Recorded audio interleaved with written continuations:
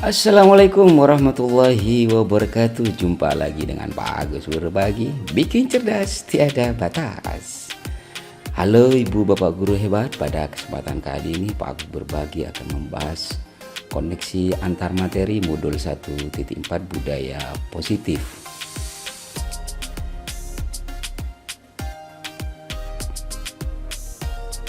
Baik, adapun peran guru penggerak dalam menciptakan budaya positif di sekolah dengan filosofi pendidikan nasional Ki Hajar Dewantara, nilai dan peran guru penggerak serta visi guru penggerak.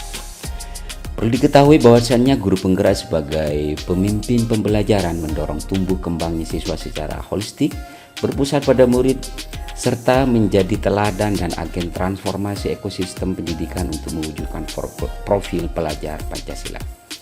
Guru penggerak merupakan ujung tombak untuk menciptakan budaya positif di sekolah dengan melakukan pembiasaan yang positif, disiplin positif yang didasarkan pada konsep inti yaitu kebutuhan dasar manusia, motivasi perilaku manusia, keyakinan kelas, posisi kontrol, dan tahapan pada segitiga restitusi. Kaitannya dengan modul 1, 2, 3, dan 4. Sesuai dengan pemikiran Ki Hajar Dewantara, seorang guru itu diibaratkan seorang petani untuk menjadikan tanamannya tumbuh subur. Sekolah diibaratkan tanah tempat bercocok tanam. Nah, sesuai nilai dan peran guru penggerak sebagai pemimpin pembelajaran serta berpihak pada murid, mengusahakan sekolah menjadi lingkungan yang menyenangkan, aman, nyaman dalam artian lingkungan positif, sehingga tercipta kebiasaan-kebiasaan baik. Nah, dari kebiasaan-kebiasaan baik akan tumbuh menjadi karakter baik warga sekolah, dan pada akhirnya karakter-karakter dari kebiasaan-kebiasaan baik akan membentuk sebuah budaya positif. Jika budaya positif sudah terbentuk di sekolah, maka visi sekolah akan terwujud untuk menciptakan murid yang merdeka. Apa itu sebenarnya disiplin positif? Disiplin itu adalah proses pembelajaran. Jadi disiplin merupakan pendekatan mendidik anak untuk melakukan kontrol diri dan pembentukan kepercayaan diri. Disiplin positif juga bisa menjadikan seorang tetap berperilaku baik dengan menanamkan motivasi intrinsik, motivasi dari dalam, yaitu menjadi orang yang menjunjung tinggi nilai-nilai kebajikan yang mereka hargai untuk mencapai suatu tujuan mulia. Dan disiplin positif senantiasa berusaha untuk menjadi insan yang lebih baik dari sebelumnya, dan akhirnya tercipta masyarakat yang bisa saling belajar, yang saling merasa terikat dan terhubung satu sama lain hingga akhirnya terwujud budaya positif. Adapun nilai-nilai kebajikan universal, itu ada contoh dari profil pelajar Pancasila seperti beriman, bertakwa kepada Tuhan Yang Maha Esa dan berakhlak mulia, mandiri, bernalar kritis, berkebenekaan global, bergotong royong, dan kreatif. Ada juga dari petunjuk seumur hidup dan keterampilan hidup seperti pada keterampilan hidup dapat dipercaya, lurus hati, pendengar yang aktif, termasuk di petunjuk hidup peduli, penalaran, bekerja sama. Bahkan di 9 pilar juga ada integritas, rasa hormat, komitmen, kreatif, dan masih banyak lagi tentang nilai-nilai kebajikan universal. Tentang teori kontrol, kita ketahui bahwa setiap diri adalah pengontrol dan pengendali, bukan di tangan orang lain. Jadi sebuah ilusi dan sebuah hal yang mustahil jika guru itu bisa mengontrol murid. Kenapa? Karena pada dasarnya kita tidak dapat memaksa murid untuk berbuat sesuatu jikalau murid tersebut memilih untuk tidak melakukannya. Yang kedua, sebuah ilusi, semua penguatan positif akan efektif dan bermanfaat. Karena penguatan positif atau bujukan adalah bentuk-bentuk kontrol. Segala usaha untuk mempengaruhi atau mengontrol murid agar mengulangi suatu perilaku tertentu. Ilusi yang ketiga adalah kritik dan membuat orang merasa bersalah dapat menguatkan karakter. Karena dengan menggunakan kritik dan rasa bersalah untuk mengontrol murid, itu akan menuju pada identitas yang gagal. Dan ilusi yang keempat adalah orang dewasa memiliki hak untuk memaksa. Itu sebuah ilusi, karena perilaku memaksa tidak akan efektif untuk jangka waktu yang panjang, dan sebuah hubungan permusuhan itu yang akan terbentuk. Pada refleksi pemahaman materi modul 1 budaya positif ini tentang teori kontrol, pada stimulus respon, semua orang melihat hal yang sama, tetapi pada teori kontrol, setiap orang memiliki gambaran yang berbeda. Perilaku buruk dilihat sebagai suatu kesalahan, sedangkan secara teori kontrol, semua perilaku memiliki tujuan. Pada teori motivasi perilaku manusia, ada 3 hal. Yang pertama, dia termotivasi karena menghindari ketidaknyamanan atau hukuman. Motivasi ini bersifat eksternal, karena pada menghindari ketidaknyamanan atau hukuman, dia akan bertanya, apa yang akan terjadi apabila saya tidak melakukannya. Motivasi yang kedua, karena mendapatkan imbalan atau penghargaan dari orang lain. Ini pun juga sebuah motivasi yang sifatnya eksternal, karena apa yang akan saya dapatkan apabila saya melakukannya. Dia akan mengharapkan sebuah imbalan atau penghargaan dari orang lain. Dan yang ketiga, motivasi yang sifatnya internal, yaitu termotivasi karena ingin menjadi orang yang mereka inginkan dan menghargai diri sendiri dengan nilai-nilai yang mereka percaya. Pada motivasi ini dia akan berkata, saya akan menjadi orang yang seperti apa bila saya melakukannya. Terkait hukuman, konsekuensi, dan restitusi, juga penghargaan. Jadi hukuman itu bersifat tidak terencana atau tiba-tiba, bersifat satu arah dari pihak guru yang memberikan tanpa adanya sebuah kesepakatan sebelum dan sesudahnya. Dan hukuman biasanya bisa berupa fisik maupun psikis, sehingga anak disakiti oleh suatu perbuatan atau kata-kata. Sedangkan konsekuensi adalah sebuah peraturan yang sudah terencana atau sudah disepakati, sudah dibahas dan disetujui oleh murid dan guru. Konsekuensi juga dibuat oleh pihak guru atau sekolah, dan murid tetap dibuat tidak nyaman untuk jangka waktu pendek dan diberikan berdasarkan suatu data yang umumnya dapat diukur, sehingga pada konsekuensi ini fungsi guru hanya sebagai pemantau atau memonitor murid. Inilah contoh hukuman atau konsekuensi ya.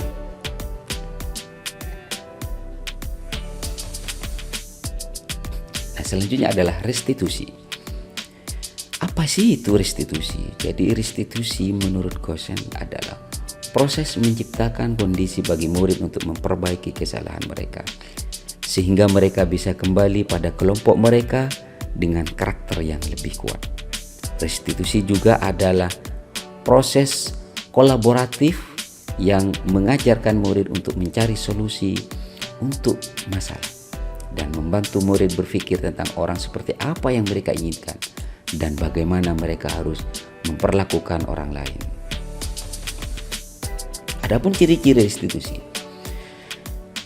Restitusi itu bukan untuk menebus kesalahan, namun untuk belajar dari kesalahan.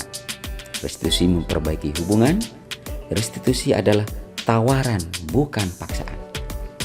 Restitusi itu adalah untuk menuntun, untuk melihat ke dalam diri, untuk mencari kebutuhan dasar yang mendasari tindakannya. Dan restitusi diri adalah cara yang paling baik karena akan fokus pada karakter, bukan tindakan. Restitusi akan menguatkan, restitusi fokus pada solusi, dan restitusi mengembalikan murid yang berbuat salah pada kelompoknya menjadi lebih kuat.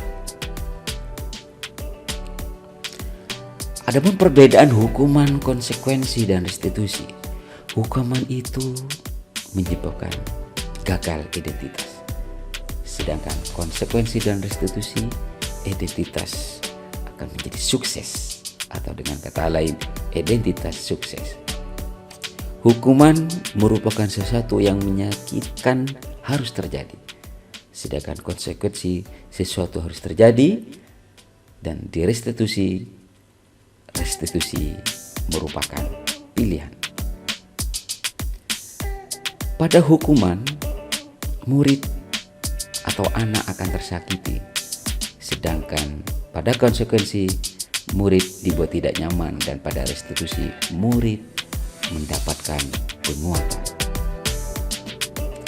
Sifatnya negatif, pada konsekuensi itu netral, dan pada restitusi sifatnya adalah positif. Nah, pada hukuman berlaku model paksaan, sedangkan pada konsekuensi stimulus respon, sedangkan pada restitusi bersifat teori kontrol, dan selanjutnya. Dan perlu diketahui bahwasanya pada hukuman itu dibuat oleh guru, sedangkan konsekuensi itu dibuat oleh guru dan murid, dan pada restitusi itu keyakinan dibuat oleh murid. Untuk selanjutnya, masalah penghargaan. Dihukum oleh penghargaan. Jadi penghargaan itu sebenarnya merupakan cara mengontrol perilaku seseorang yang akan menghancurkan potensi untuk pembelajaran yang sesungguhnya. Seperti disampaikan oleh Alfikon, saat kita berulang kali menjanjikan hadiah kepada anak-anak agar berperilaku bertanggung jawab, atau kepada seseorang murid agar mempelajari sesuatu yang baru, atau kepada seorang karyawan agar melakukan pekerjaan yang berkualitas, sebenarnya kita sedang berasumsi mereka tidak dapat melakukannya, atau mereka tidak akan memilih untuk melakukannya. Nah, hasil pengamatan Alfikon seperti pada pengaruh jangka pendek dan jangka panjang. Penghargaan itu efektif jika kita menginginkan seseorang melakukan sesuatu yang kita inginkan dalam jangka waktu yang pendek.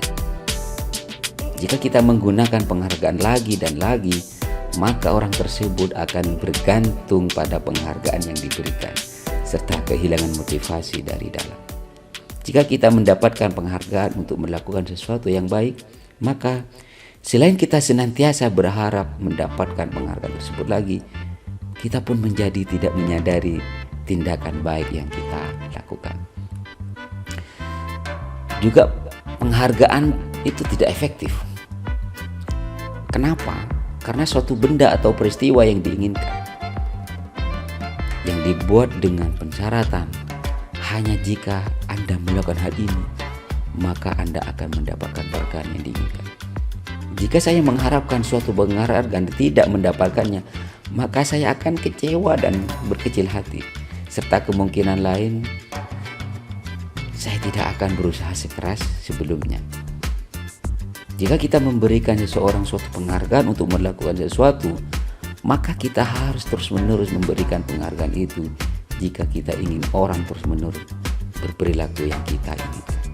Orang yang berusaha berhenti merokok, atau orang yang berusaha diet, menguruskan badan, bila diberikan penghargaan, hampir pasti tidak akan berhasil. Ada juga penghargaan itu juga akan merusak hubungan, karena mereka tidak akan bersikap jujur kepada guru tersebut. Penghargaan juga akan mengurangi ketepatan. Penghargaan juga akan menurunkan kualitas. Contoh pengamatan ini dilakukan pada kelompok mahasiswa yang sedang kerja praktik di sebuah surat kabar di universitas. Saat itu mereka sedang belajar menuliskan sebuah artikel tentang sebuah judul berita utama. Seiring waktu, mahasiswa tersebut semakin mampu bekerja dengan cepat.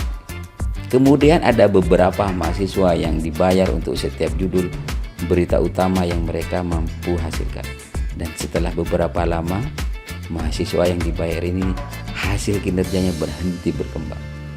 Mereka yang tidak menerima bayaran terus berupaya mengasah diri menjadi lebih baik.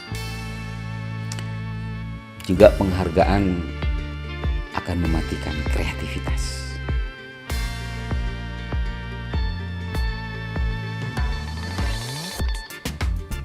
Penghargaan juga akan menghukum mereka yang tidak mendapatkan penghargaan. Misalnya dalam sistem ranking, mereka yang mendapatkan ranking kedua akan merasa paling dihukum. Memberikan penghargaan dan hukuman ada hal yang sama, karena keduanya mencoba mengendalikan perilaku seseorang. Karena orang pada dasarnya tidak suka dikendalikan, dan jangka waktu lama penghargaan akan terlihat sebagai hukuman.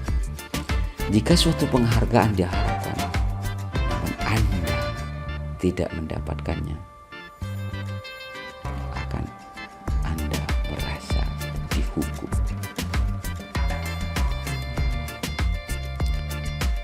Motivasi dalam diri. Saat seorang anak belajar untuk pertama kali menggabungkan huruf dan kata-kata serta menyadari bahwa ia dapat membaca, timbul pijar di matanya dan sebuah senyum di wajahnya.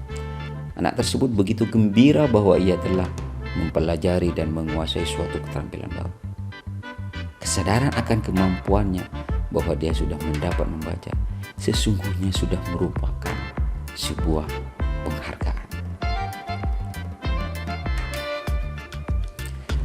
Selanjutnya tentang posisi kontrol guru. Ada 5 posisi, yaitu yang pertama penghukum, 2 pembuat merasa bersalah, sebagai teman, sebagai pemantau, dan sebagai manajer. Posisi kontrol guru sebagai penghukum. Seorang penghukum ini bisa menggunakan hukuman fisik maupun verbal, dan senantiasa percaya hanya ada satu cara agar pembelajaran bisa berhasil, yaitu cara dia. Biasanya dia akan berkata, patuhi aturan saya, atau awas ya, kamu selalu saja salah. Selalu, pasti selalu yang terakhir selesai. Itulah contoh kalimat-kalimat penghukum. Yang kedua, posisi kontrol guru sebagai pembuat merasa bersalah. Biasanya guru akan berusaha lebih lembut, menggunakan keheningan yang membuat orang lain merasa tidak nyaman, merasa bersalah, atau merasa rendah hati atau rendah diri. Murid merasa tidak berharga dan telah mengecewakan orang-orang yang disayang. Contoh kalimat, Bapak sangat kecewa sekali dengan kamu. Berapa kali Bapak harus memberitahu kamu ya? Gimana coba kalau orang tua kamu tahu kamu berbuat begini? Itulah kalimat pada posisi kontrol guru sebagai pembuat merasa bersalah. Yang ketiga, posisi kontrol guru sebagai teman.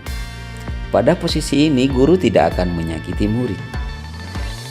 Guru berupaya mengontrol murid melalui persuasi dengan menggunakan hubungan baik dan humor untuk mempengaruhi seseorang.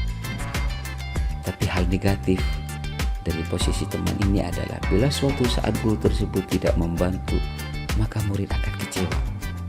Murid hanya akan bertindak untuk guru tertentu dan tidak untuk guru lainnya.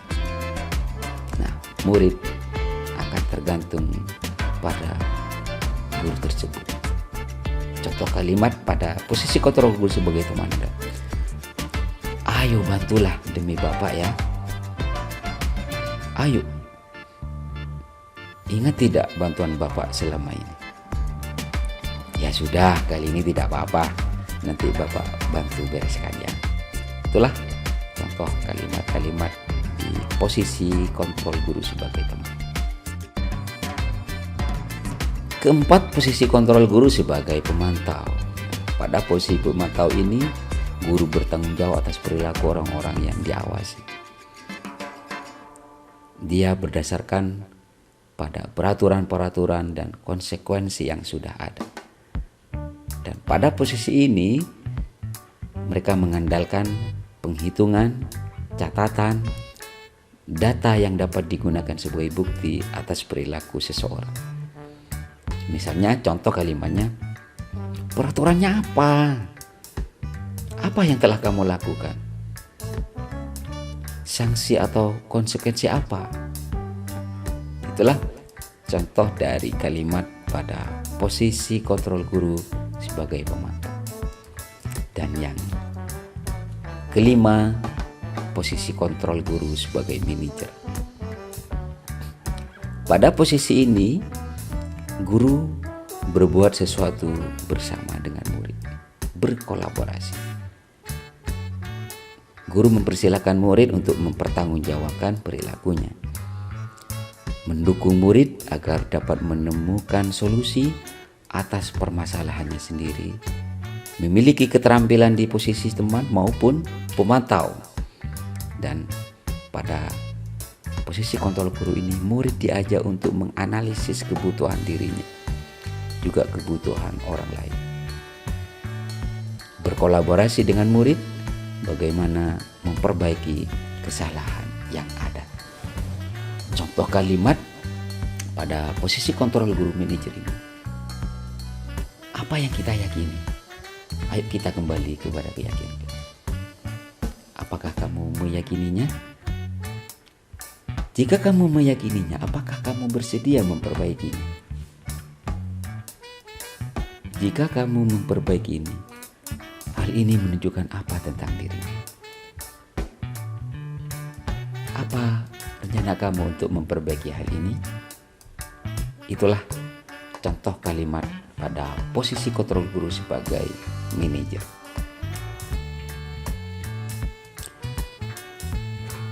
Adapun kebutuhan dasar manusia itu ada 5. Yang pertama, kebutuhan bertahan hidup. Adalah kebutuhan bertahan yang sifatnya fisiologis. Untuk bertahan hidup, misalnya kesehatan, rumah, dan makanan. Kebutuhan ini bersifat biologis. Ada kebutuhan kasih sayang dan rasa diterima, atau kebutuhan untuk diterima. Adalah kebutuhan untuk memberi dan menerima kasih sayang, merasa menjadi bagian dari suatu kelompok dan keinginan tetap berhubung dengan orang lain. Pada kebutuhan pengakuan atas kemampuan, kebutuhan keinginan untuk dianggap berharga, bisa membuat perbedaan, bisa membuat pencapaian, kompeten, diakui dan dihormati. Selanjutnya adalah kebutuhan kebebasan. Pada kebutuhan kebebasan ini adalah kebutuhan untuk bebas, kebutuhan akan kemandirian, otonomi, memiliki pilihan dan mampu menentukan arah hidup seseorang. Selanjutnya adalah kesenangan. Pada kesenangan ini adalah kebutuhan untuk merasa senang, kebutuhan untuk mencari kesenangan, bermain dan tertawa. Selanjutnya adalah tentang keyakinan kelas. Mengapa keyakinan kelas dan mengapa tidak peraturan kelas? Jadi keyakinan kelas itu merupakan nilai-nilai kebajikan universal yang disepakati secara bersama, secara tersirat dan tersurat. Motivasi siswa dari dalam atau intrinsik agar siswa lebih tergerak dan bersemangat untuk menjalankan keyakinannya daripada hanya sekedar mengikuti serangkaian peraturan yang tertulis tanpa makna. Ini adalah contoh keyakinan kelas seperti hormat. Kami meyakini bahwa sangat penting untuk menghormati semua orang dan barang milik orang lain. Ada keyakinan bekerja, ada keyakinan diterima dan dimiliki. Selanjutnya tentang segitiga restitusi. Dalam segitiga ini, yang pertama adalah menstabilkan identitas, yang kedua memvalidasi tindakan yang salah, dan yang ketiga menanyakan keyakinan. Yang pertama adalah menstabilkan identitas. Tujuannya adalah untuk membuat anak yang merasa gagal karena berbuat salah itu menjadi positif terhadap dirinya. Contoh kata-kata dari guru adalah, berbuat salah itu hal yang manusiawi. Tidak ada manusia yang sempurna. Bapak juga pernah buat salah. Kita pasti bisa menyelesaikan permasalahan ini. Itulah salah satu contoh kalimat dalam menstabilkan identitas. Yang kedua, memvalidasi tindakan yang salah. Hal ini akan membantu siswa mengenali kebutuhan yang ingin dipenuhi ketika melakukan kesalahan itu. Dan pada dasarnya, setiap tindakan manusia adalah tujuannya memenuhi basic need, kebutuhan dasar di dunia. Contoh, kamu bisa saja kan melakukan hal yang lebih buruk, tapi kamu tidak melakukannya kan? Kamu pasti punya alasan mengapa melakukan hal itu. Apa yang penting bagi kamu? Apakah kamu bisa melakukan dengan lebih baik besok lagi? Itulah contoh dari kata-kata dalam memvalidasi tindakan yang salah. Dan yang ketiga adalah menanyakan keyakinan, sehingga anak melihat kesalahannya dihubungkan dengan norma sosial dan nilai-nilai yang mendasari manusia berinteraksi dengan orang lain. Contoh kata atau kalimat, apa nilai yang kita percaya di kelas atau di sekolah kita? Kamu ingin jadi anak seperti apa? Apa yang kamu rasakan ketika kamu melakukan itu? Kamu menjadi orang yang seperti apa? Itulah contoh dari segitiga restitusi. Selanjutnya, perubahan cara berpikir dalam menciptakan budaya positif di kelas maupun sekolah setelah mempelajari modul budaya positif ini. Sebelumnya saya berpikir disiplin itu sering dihubungkan dengan tata tertib, keteraturan, kepatuhan pada peraturan, juga sering dihubungkan dengan hukuman. Tetapi setelah belajar modul budaya positif ini, saya sudah punya pandangan. Ternyata disiplin itu merupakan proses pembelajaran, menanamkan motivasi diri dari dalam untuk menjunjung nilai kebajikan, untuk mencapai tujuan mulia dan tetap berperilaku baik.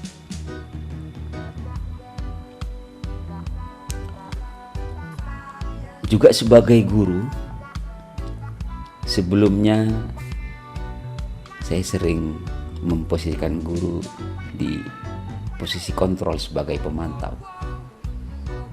sesuai dengan peraturan-peraturan yang telah dibuat oleh sekolah. Tapi dengan belajar modul budaya ini, sekarang saya akan berusaha memposisikan diri sebagai manajer untuk melakukan restitusi kepada siswa. Adapun rancangan tindakan aksi nyata, saya kasih judul menerapkan dan membiasakan budaya positif dengan keyakinan kelas. Latar belakangnya adalah kebiasaan perilaku siswa di sekolah sering menyimpang dari peraturan tata tertib yang berlaku. Untuk itu diperlukan penerapan pembiasaan positif sebagai program sekolah yang berkelanjutan, sehingga pembiasaan-pembiasaan tersebut akan menjadi budaya positif. Adapun tujuannya adalah menumbuhkan budaya positif melalui keyakinan kelas. Yang kedua, menumbuhkan nilai profil pelajar Pancasila pada siswa. Sebagai tolak ukur, yang pertama, siswa dan guru mampu membuat keyakinan kelas. Yang kedua, siswa mampu menerapkan nilai profil pelajar Pancasila secara sadar dan berkelanjutan. Adapun lini masa tindakan, yang pertama akan melakukan sosialisasi kepada seluruh warga sekolah, kepala sekolah, guru, tenaga administrasi, siswa tentang disiplin positif, keyakinan kelas, dan profil pelajar Pancasila. Selanjutnya, guru akan menjelaskan pentingnya keyakinan kelas.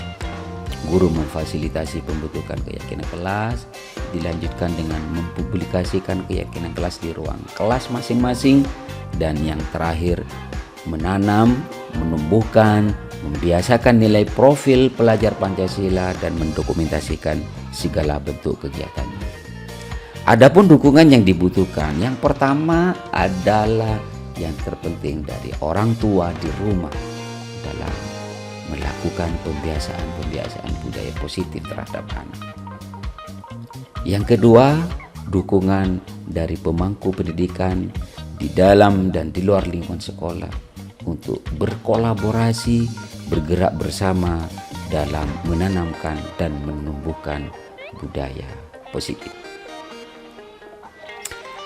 Baik, terima kasih. Itulah koneksi antar materi sekaligus refleksi dari modul 1.4 tentang budaya positif. Semoga bermanfaat. Bersama Pak Agus berbagi, bikin cerdas tiada batas. Assalamualaikum warahmatullahi wabarakatuh.